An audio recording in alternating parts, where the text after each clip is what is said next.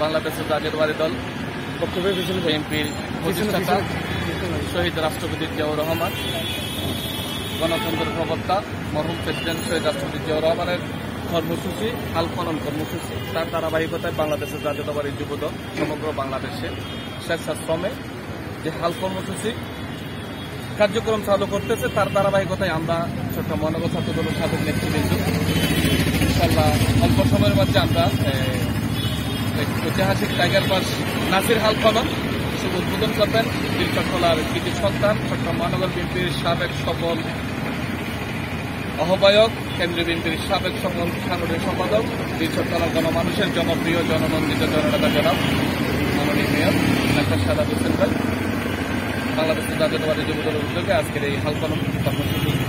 ধন্যবাদ সবাইকে, ধন্যবাদ। পোষণ করার জন্য আমরা চেষ্টায় আছি। আমরা প্রথমেই তো আমরা কর্পোরেশনের খুব একটা হেল্প পেয়েছি।